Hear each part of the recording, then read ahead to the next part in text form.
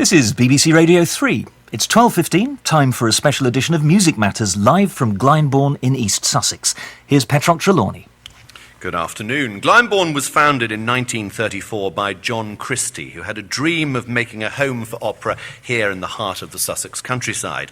80 years on, and an optimist would argue that Glyndebourne's success is emblematic of the state of opera in this country. Its own productions, this year ranging from Handel to Strauss, find new audiences in cinemas and on tour, and it now has some serious rivals in the country house opera market. London supports two national companies with flourishing ensembles in Cardiff, Leeds, Belfast and Glasgow. Small-scale stagings of classics and contemporary works in pub theatres find new audiences, while an arena production of La Bohème in London earlier this year entertained 5,000 people nightly.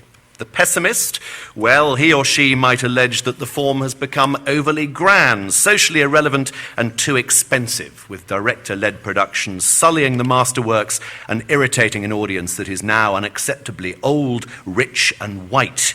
Yet, opera is an art form that still manages to excite, irritate and fill the column inches. Witness the recent debacle over critics' comments on the look of a singer here at Glyndebourne. So why does opera matter today? That's the question we're going to be asking over the next 45 minutes. And in the week that the Arts Council announced English National Opera was to lose 29% of its annual funding, while awarding an extra £714,000 a year to Opera North, it seems a pretty good time to pose the question. Our panel is impressive. Here in the Abert Room, David Pickard, General Director of Glyndebourne, the renowned bass and winner of the Royal Philharmonic Society's Gold Medal, Sir John Tomlinson, Wasfi Kani, founder of Pimlico Opera and co-founder of Grange Park, writer and cultural commentator Paul Morley, and Annilese Miskimmon, who is artistic director of Danish National Opera and an opera director. Her production of Turn of the Screw is on tonight at Opera Holland Park in London. Please welcome them all.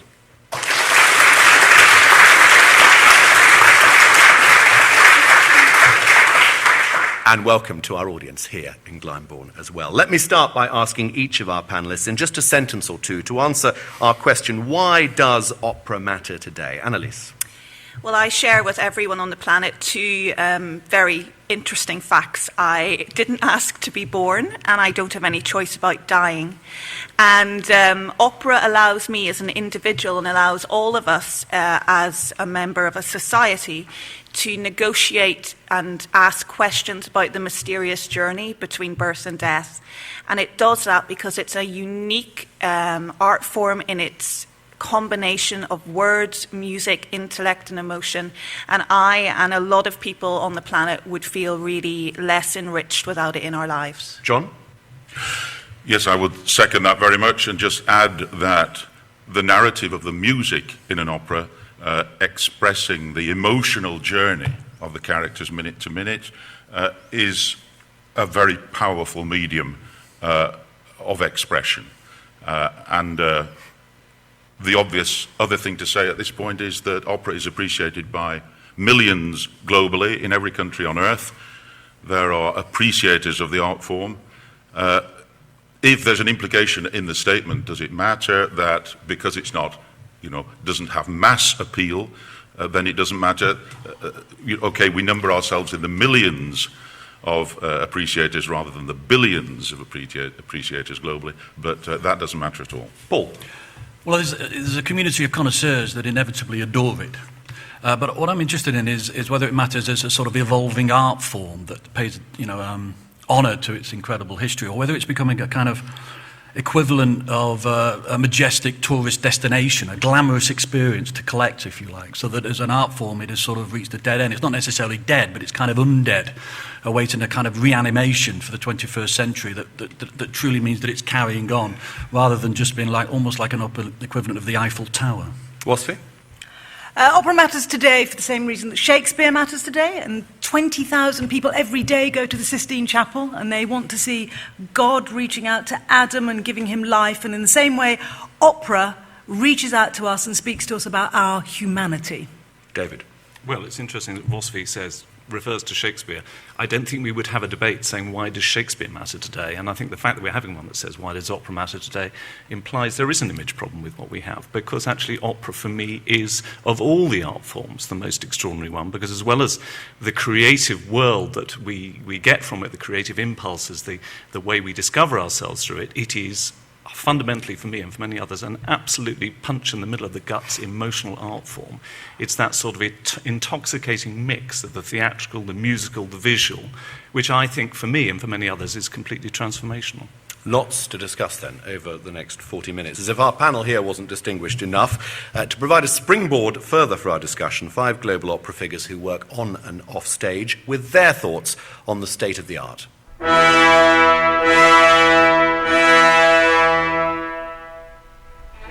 Opera's always been a double-edged thing. One aspect of it is that it started out as, an entertainment for the aristocracy, and there's always been that aspect of opera as, something which is so bloody expensive that you need those people to support it. You're beholden to them. In the US, you're beholden to, rich corporations and rich donors. Alongside with that, it's from the beginning always been a really subversive art form. The donors of the board members have said to me that they cannot support the Met as generously as they have in the past unless they see a light at the end of the tunnel, that they don't feel they're just putting their money into an operation that will ultimately go bankrupt. I don't want to educate them, and I don't want to make a political statement. And that's what unfortunately we find nowadays in opera, that it's not so much about the piece itself, it's much more about what is the message that we want to bring across. And I would say to hell with the message. I have the feeling they don't risk anything anymore. It's more and more that one only casts on opera stage for a type.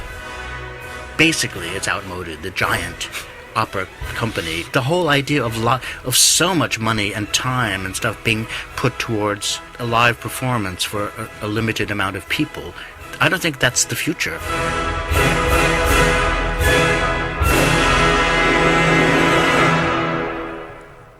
You heard in order of appearance the director Christopher Alden, Peter Gelb, general manager of the Metropolitan Opera in New York, tenor Jonas Kaufmann, mezzo-soprano Brigitte Fassbender, and the other Alden twin, David Alden, who is also an opera director. Let's start by talking about the audience for opera. Annilese, what's your biggest priority as an intendant running Danish National Opera? Is it about nurturing new audiences? Is it about making sure existing ones are properly served? Is it about trying to diversify the existing audience? I don't see those aspects as separate things.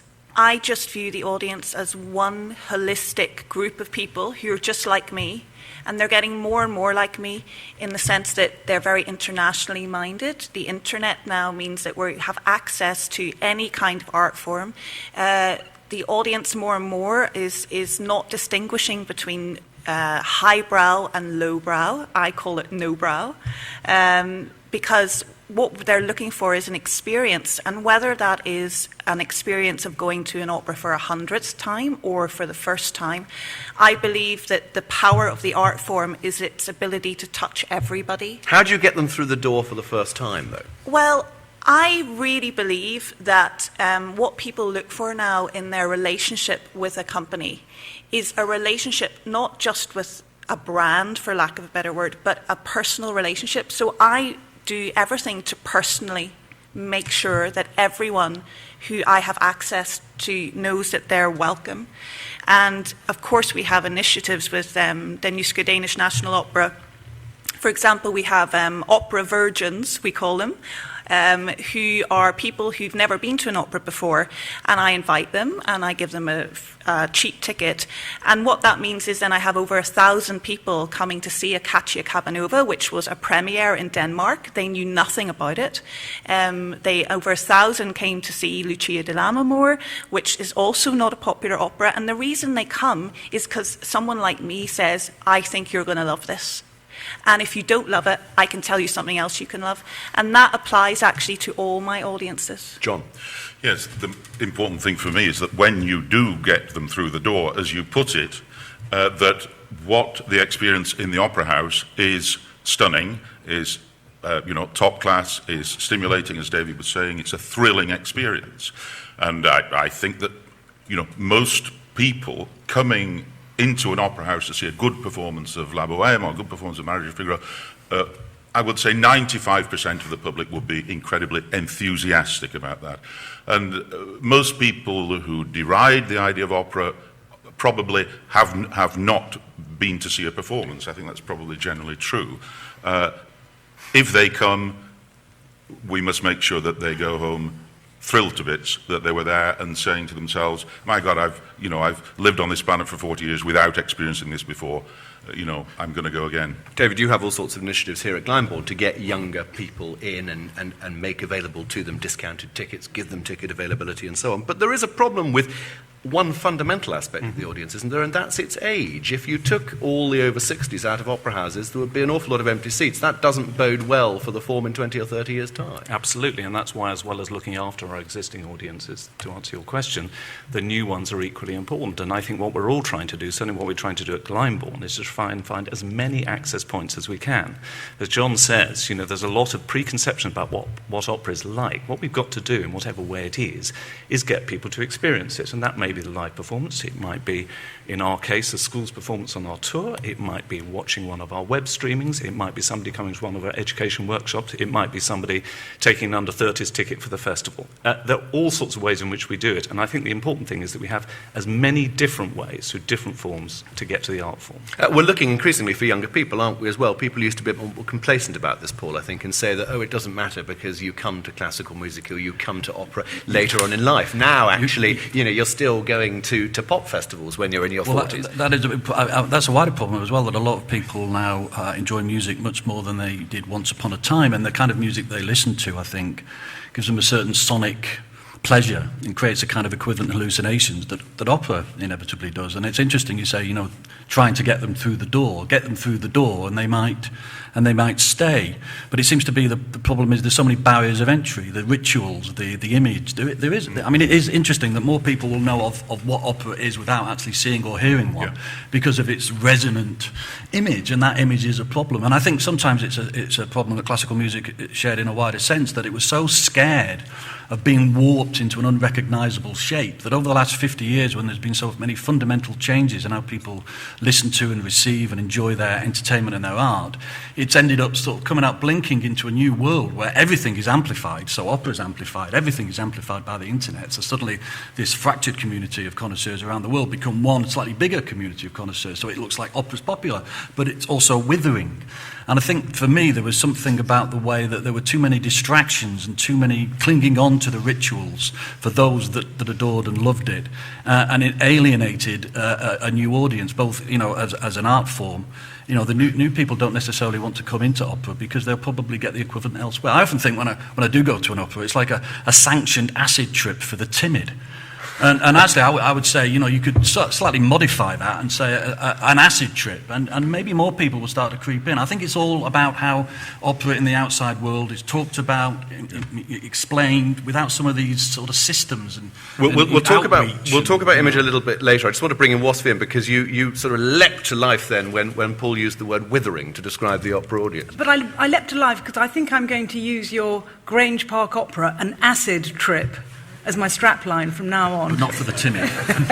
I'm going to leave out the timid. What I say about opera is that you don't need to know anything. You just have to come along, sit in a seat, follow a narrative, and feel a whole load of things. And any human being can do that. And I think what's particularly extraordinary about the opera experience is that you're sitting with 1,500 other people, and they're also feeling a whole load of things, which is why people go to football matches, and they don't just watch it in the pub with 10 friends. They want to go and be in the Emirates Stadium. Very briefly, Paul, opera and football. I was going to say the protectionism of the voice, in a way, is what's going to alienate people ultimately, because there's still a sense that even though we're in the 21st century, that there are voices that are heard to most people sound like they are coming from the past, and I don't necessarily think technically that needs to be like that. And I'm surprised there hasn't been as much modification of the sound and the vocal as there has of the sets and the scenery. Vocal production, the way people sing. Yeah, the way that people sing. I mean, that's incredibly alienating. alienating to most people who ultimately might enjoy it. I disagree about that, because actually one of the infuriating things is, as an opera industry professional, is when you have these great record sales and popularity for people like Catherine Jenkins and Russell Watson, and then they stand up in interviews and say, of course, I'm not really part of the opera community. They're different, they're posh, and I'm just an ordinary person, when in fact, actually, they are absolutely on the same team as us, using the same techniques, singing adaptions, or sometimes very pure. And the community is very sniffy about them as well. I mean, they get a lot of abuse on Twitter as being people who pretend to be opera singers who aren't. Well, what they need to be careful of is not saying that they are doing exactly the same thing as someone who gets up on a stage and sings a whole performance of Carmen, for example. I'm a great supporter of anything that disseminates opera and demystifies it. And what really worries me is that in opera at the moment, much like other institutions like the church, etc., we have a load of people who are actually on the same side, tearing each other apart over things that to society seem esoteric or about elitism or traditionalism. And there's a great danger that unless we get our act together as an industry, and that includes our audiences who are our biggest ambassadors, and unless we think actually we need to think about the future and not just about our own needs as industry professionals and audiences, we've got to put a united front together, basically. Let's just hear about two very different types of opera, two providers of opera working in polar opposites in terms of environments. The veteran impresario Raymond Gabay has managed to sell out the Royal Albert Hall with arena productions of shows like Carmen and Aida. But before we hear from him, Oliver Mears, who 4 years ago launched a brand new opera company, Northern Ireland Opera. Last year, their production of Wagner's The Flying Dutchman saw long queues for returns at Belfast's Grand Opera House.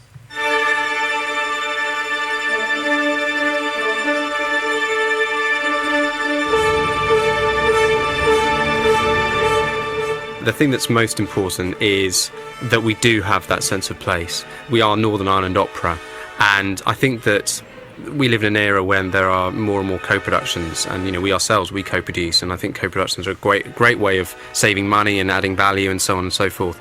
But I think there's always a danger that in the era of jet set productions that there can be a style which doesn't necessarily have a huge amount to do with the audience where it's being performed. And we've always been very conscious in all our productions that there are resonances with people's own lives, that the pieces we've chosen have something to do with strong aspects or features of Northern Irish cultural life or the history of the place. And I think things like doing Noah's Flood, the children's opera written by Benjamin Britten, in Belfast Zoo, was just another little way of making sure that we showed that opera can be something which is unconventional, which can engage young people and do so in a really exciting way.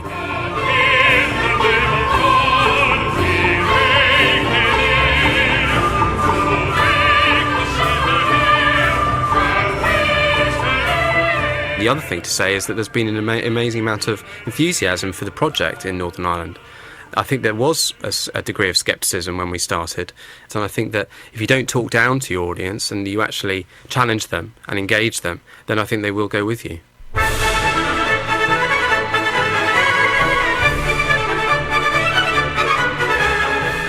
I think the reason why the kind of opera productions that I do are deemed to be successful financially is because they're done in a big arena. They go out to be populist, they go out to bring in an audience with spectacle, and above all, to be perfectly honest, the repertoire is pretty limited.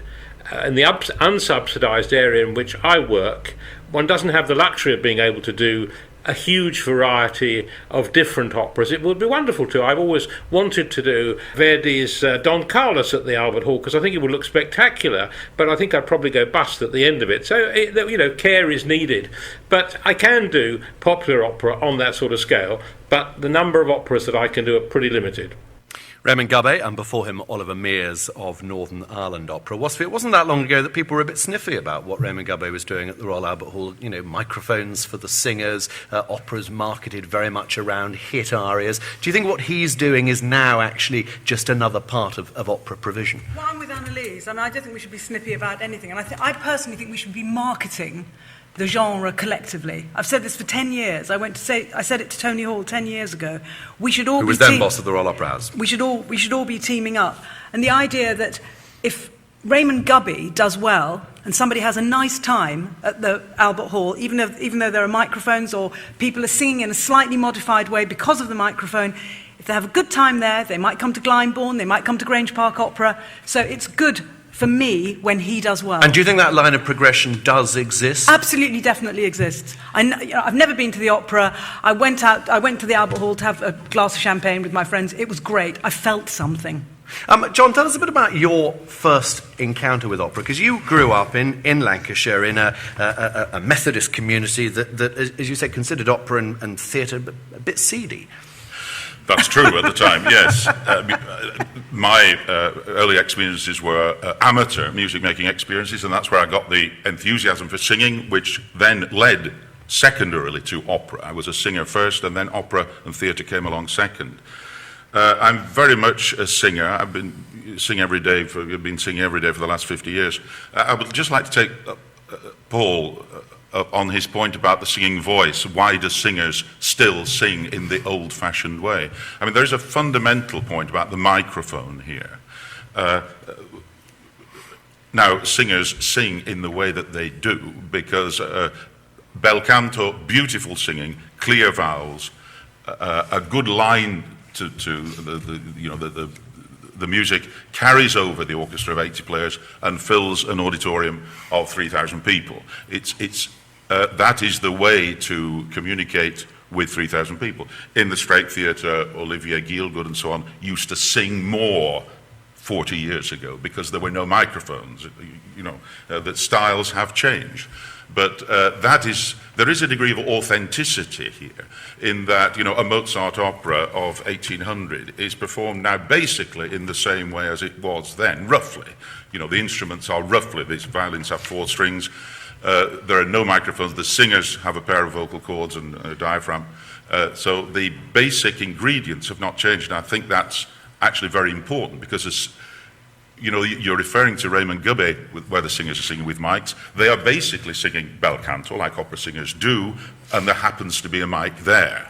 But if the mic comes in more and more and more and more, and we habitually sing on the stage with mics, then vocal production will change radically. And you will have more of a sort of Bing Crosby way of singing, which will fill the whole audience through a mic. And the whole essence, the authenticity will be lost. And then the art of opera singing will have gone. Yes. So this is very important. Authenticity, holding on to authenticity, but to some extent, holding on to authenticity for a certain number of people that enjoy it, it seems at odds with the panic about something that's done. It may be that it has run its course. Why shouldn't art forms run their course? And there are a series of curators that present... Well, Shakespeare is a very good analogy. Shakespeare is reinterpreted for every time, but it stays basically the same. The words on the page stay the same. But this does raise a problem with what happens in opera, doesn't it? That we are obsessed with the past in opera. We're always talking about great singers of the past, great productions of the past. Isn't that something that holds back the form? No, I mean, there are modern productions are the most avant-garde and have been for the last 30 years in the theatrical world. And in fact, opera productions are criticised for being too adventurous. But funnily enough, I find the productions and the concepts utterly distracting from the visual impact of the voice. It seems to be that the theatrical side of it is being boosted up, hundreds of thousands of pounds being spent on flowers. And the attention to the actual voice and the actual stories and the actual music seems to be smothered. There's a distance. I mean, for me, it's always in a film. The presentation puts a barrier between the actual sheer physical force of the music and watching decoration. Yes. Well, we must. I don't know what operas you've seen and which productions you've seen. Every opera performance is different. Every production is different. There's this stereotyped image of opera being the way it is. The media image of it is very unfortunate. I don't know how we fight against that. I think it's a big problem, the stereotyping of opera in the media, and I don't know how we deal with it. John, of course, the genre was split at the beginning of the 20th century. The musical, which originally was performed without any amplification, and opera. Now all musicals are performed with amplification in modified orchestrations, which is quite interesting. So their vocal production is different. And the singing has changed. Let's move away from the sound of opera, because we've got a huge amount to get through and not that much time to do it. If you've just joined us, we're live from Glyndebourne this Saturday, asking about why opera matters today. My guest, the bass John Tomlinson, director Annilese Miskimmon, critic Paul Morley, opera company bosses David Rickard and Wasfi Kani. Let's touch on the subject of image, which has already come up once in our discussion. The image of Glyndebourne is a very easy shortcut, often used by the media to sum up opera, and that image is people walking on these beautiful gardens that we're looking at over, wearing black tie, clutching a glass of champagne, perhaps there for the opera, but sometimes the impression given that might be secondary to a social night out. That is a problem for opera, isn't it, that is the shortcut? It is a problem for opera, and as I often say, if you think it's a social night out, it's an extremely expensive way of having a picnic, I think, to come here. And I think we need to get away from the idea that because everybody dresses up, it is elitist. I mean, people dress up at Glyndebourne for one simple reason. It's part of the quirkiness and eccentricity of this place. John Christie, our founder, said it would be nice if people wore black tie. The artists made a huge effort. I'd like the audience to make an effort. Now, that was in 1934. We could change it. We could change and not have the long supper interval. We could stop starting our performances at ridiculous times like 5:05 so they meet the 10:39 train. But, the Glyndebourne Festival is something kind of odd and eccentric, and I think it's something that we should preserve. And also, it's only one part of Glyndebourne. It's only one bit of what we do. I mean, do you insist that people wear black tie? No, not at all. The phrase is evening dress is customary, and many people turn up in whatever they want to, and they're certainly not thrown out. But I think Wasfi will bear this up. That interestingly, in terms of young audiences, when we have our under-30s nights, they are the dressiest people you will ever see. They're the people that really love dressing up. Annie Grice on our Facebook page says, a couple of weeks ago I managed to get a ticket at Covent Garden for Manon. All I was wearing, because it was the last minute, was casual cut-offs and a T-shirt. Got a few looks from my fellow Stools crowd. At least I had my nails done, she says. Richard Griffin, I turned up in a rugby top once and was asked if I was in the right place, he tweets to say. I mean, we are a bit obsessed with what people wear, Wasfi, to the opera. We live in a very visual world. We live in a world which is dominated by brands. People want those brands, people buy those brands, and people want to wear those brands. And the opera's a great place to wear it. Do you worry, John, about what people are wearing when they come to hear you sing? I don't worry in the least about that, no. But do you think it does and somehow send out a message of this being an elitist art? As I said a minute ago, I think the image in the popular media of opera is a big problem for us, and the fact that the popular classics, as Annilese was referring to, we should be together, but the popular classics and the serious classics, to put it that way, appear to be rivals. That is because of the way it is portrayed by the media, because it's a cheap trick. If you stereotype, the opera goer as the rich toff, it's a cheap journalistic way of being rather sensationalistic, pitting one against the other. The popular classics. There is also a sense, though, that opera has been appropriated by the powers that be as a way of representing their view of what civilization is, and whether you say that's a media image or not, there is a grain of truth in that. It has subversion about it, and what is glorious and what is about art has been appropriated by those that in fact are controlling that side of it that is truly subversive. So who are the authorities who have done that? Well, whoever pays. You want it is the establishment art form, John. You can't disagree with that. You can just put on for a few shillings. You do need an incredible amount of money to keep this thing going. And I think that's at the heart of it. People from the outside look and go, well, why do you need so much to keep it going? Yes, well, there's a grain of truth in that. Hang on. Let's keep one discussion going. Let's hear from Annilese. There is a grain of truth in that, but coming from where I am on the younger side of the directors and the administrators in opera at the moment, I'm sick of being held responsible for the sins of the past. I'm as common as muck, as my mother likes to remind me in a very affectionate way, and I'm proud to be, and I have never felt that I didn't belong in opera. Just the opposite. I think opera, because of this perception of elitism, can be a great social leveller, because if you can come from where I come, Belfast, and be part of this world and never feel that you're excluded, that's a great thing for a young person or an older person, because of course the idolatry of youth has infected opera, and I'm not so fond of this constant worry about younger people. I feel people come to opera when they're ready if the door is open, and my young opera virgins, for example, there is no age limit on that, and I have 60-year-olds and 20-year-olds who come for the first time. But I think we have to start thinking that in opera there's that quote which is we shouldn't walk in old men's footsteps, we should seek what they sought. And the fact is that when Mozart and Bizet and Verdi and the composers of today and artists of today in opera, they were writing often funded by the establishment, but they created some of the most subversive pieces of art. Exactly. Yeah. And they did it so cleverly because they had to. And we've got to remember and remind our audiences and the world at large is that opera can answer the big questions in really subversive ways that actually undermine their establishment context. And that's the big secret that I know inside the industry, and what I want to introduce people outside the industry. You know, the great thing is to be inside the industry and subvert it.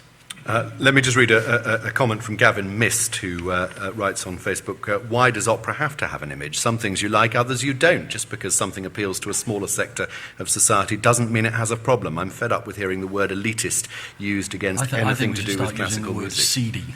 I think it would do better if opera was thought of as being seedy. Seedy, I think that's very true. And what other industry, you know, we could talk about elite sportsmen. I would love to have elite brain surgeons. You know, there's a difference between... I hope we do. Yes. Thank the Lord, yeah. You know, elitism can also mean excellence. And that's what John is talking about. Let's spend a couple of minutes, sorry to move you on there, a couple of minutes. I'd like just to touch on the idea of productions, which we've already talked about a little in terms of how we see opera on stage today. Sir John Tooley, who was running Covent Garden when you, John Tomlinson, made your debut there in the late 1970s, spoke recently of the useless quest for novelty that he saw as infecting many contemporary opera productions. You've had your moments with directors over the years. Do you agree? Yes, but the problem in answering a question like that is the complexity of it, because there are traditional productions, there are weird, wild, adventurous modern productions. It's all about quality. You can have a wonderful traditional production, you can have a very dowdy, tired traditional production, you can have a mistaken adventurous production, a crazy, you know, which doesn't work, and you can have the most scintillating modern production. I would sort of agree with Jonas Kaufmann here to some extent, that this question of message, that I think perhaps at the moment, just these last few years, there is a tendency in production for the emphasis to be on the visual, on the design, actually, on the design, and the slight feeling that the singers are in the way and they should just stay, be rather reticent, be still, sing like angels, but don't do anything. There's a sort of post-dramatic movement, as it's sometimes referred to, which I hate, and I also don't like any inadequate director. But directors come in all sorts of shapes and sizes, and there are some incredibly gifted, people of genius directing operas. You could argue, David Pickard, that in an art form which is dominated by works from the 18th, 19th and the first part of the 20th century, that actually it's productions and innovative modern production ideas that are saving this art form from being a museum piece. You could argue that, and to an extent I would argue that. I mean, I think that's incredibly important. We've just talked about how narrow the range of our art form is. I don't want to go and see the same production of Traviata every time I go. It's Shakespeare. It's the Shakespeare thing, absolutely. And I think, it's interesting, we tend to have slightly different attitudes in the opera world. I mean, Nick Hytner did a production of Othello recently, which is set in contemporary Cyprus, and I think everybody absolutely adored it. If I was to announce here that we're doing a new production of Verdi's Othello here, set in contemporary Cyprus, with the first scene taking place in a London pub, the hearts will sink. And I think we've got to be a bit more broad-minded about the opera world in the way that we are about the theatre world. What about new productions, new operas? I mean, there have been some wonderful new pieces on stage recently, written in skin. Anna Nicole, Dr. Atomic, Two Boys, The Thebans, very recently at ENO, Misfortune, Importance of Being Earnest. That's in the past 3-4 years. Why is it, Wasfi, that we rush to see a new play or to buy a new novel, but actually it's a bit of a harder sell when it comes to a contemporary opera? Probably because of the sound world of contemporary composers is so alien from this 19th century repertoire that we're used to. People like going to the opera. Paul, you'll like this and you'll be able to beat me with this stick afterwards. People like going to the opera and, to some extent, bathing in a warm bath. And going to a contemporary opera, often the language is chillier. It's a cold shower. See, that makes there are some people who are the opposite. Midsummer Murders, that does, unfortunately. There are some people who are completely opposite. There are people I know in my audience who don't want to go and see Puccini. Exactly. And there's a huge amount of people who are more interested in the other side of the coin, and they need to be provided for too. And also the role of an opera company, which I think a lot of people like me in the business are striving for, is that basically there's an element of trust between me and my audience. And I can say to them, I know you don't know this, but you've got to see it. And when that trust is built up, you can bring people to anything and everything. John, you've got a good insight on this because you've done 2 contemporary operas, Gawain and The Minotaur, over the past 25 years by Harrison Birtwistle, which have both done very well. Yes, I would agree with Annilese that there is a section of the public which relishes anything modern, anything new, and actually has some disdain for the traditional. What do you say to your Wagnerian fans, though? How do you persuade them to come and see you doing something contemporary? That's a difficult question. But we're performing Moses and Aaron in a couple of weeks at the Opera House, the Welsh national production. Now, that was written 50 years ago by Schoenberg, but it's the 12 tones. It's about the most demanding piece to perform and to listen to. That I would say Moses and Aaron of Schoenberg needs more work from an audience than almost any other piece ever written. But it's basically sold out. So there is a wonderful, strong audience for modern works. And as well, I'd really make a plea to our audience, because a lot of the people who feel most strongly about that they don't like either modern opera or new takes on old operas, we don't want to get to a situation which some of my American colleagues have, where I say to them, what are you doing this season? And they say, oh, we're doing Marriage of Figaro. It's an awful production, but the costumes are nice, so the audience will come. I don't want to patronise my audience in that way, and don't let yourself be patronised. Don't let yourself be told what you're going to like or not like until you're in that room. I never went to a football match until someone invited me. And I went there, I loved it. I absolutely loved it. You have to find your own way in and take responsibility for your own artistic experiences. David? I always remember as an example for this, we did an opera here, and actually it was an oratorio which is based on early Christian martyrs. And if I told my audience beforehand that actually it was going to be set in a contemporary police state in America and the lovers were going to die by lethal injection at the end, I think people wouldn't have come. But actually, Peter Sellers' production of Theodora, for most of our audience, certainly for me, was the most extraordinary thing I'd ever seen on the stage. So, one can't really prejudge what a piece of work is going to be. And as John says, it's the quality of it, not the way that it's done. Now, my goodness, I knew this was going to be an interesting discussion that was going to move at speed. We've only got 5 minutes left. We could be talking about outreach. We could be talking about your very interesting scheme, Annilese, in Denmark, where you give the audience a chance to choose on whether they want a traditional or a modern production. It's called Democratic Opera. But I think we should bring the discussion to a close by looking at new forms of opera and where opera is coming from today, aside from places like Glyndebourne and Covent Garden and Welsh National Opera. There are a whole slew now of wonderful companies producing opera in different spaces, companies like Opera Up Close, Site Zero Opera, Merry Opera, Ensemble Circe doing early opera, Tête-à-Tête, the festival in London, the Champions' new works. Perhaps we might call it pub opera. That's the title that's often used, as a lot of them are performed in theatres above pubs. Wasfi, are these the grassroots of opera, and is this the sort of driving force of the next stage of opera? This has been going on for a long time, for about 20 years, but there's much more of it. It's much simpler just to go from work to a pub, have a drink and look at a bit of opera. They have a nice time and maybe they'll come to Glyndebourne or Grange Park Opera.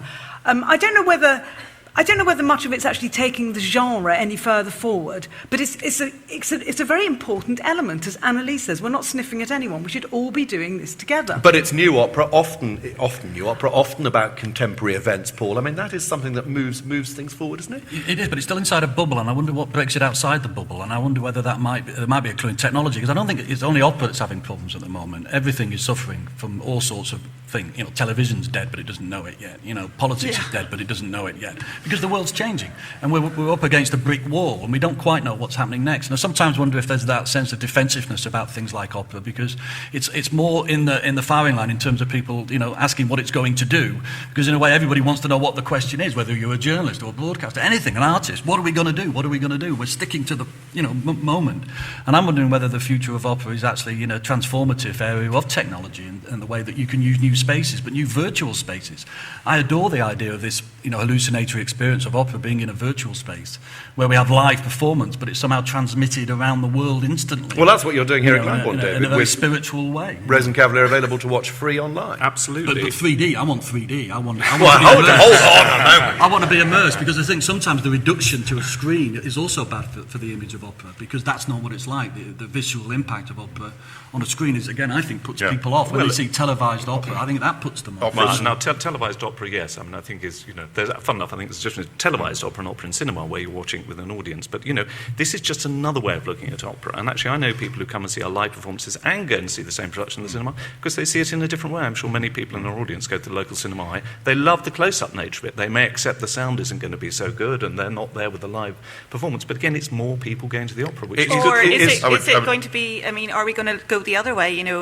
Is opera online or in a cinema? It's a bit like virtual sex. It's very nice if you can't get the real thing, but the real thing is better. Steady on, it's a Saturday lunchtime. I think that there is something holy, whether you're religious or not, there's something holy and soul-touching about sitting in a room with a naked human voice and other people experiencing it.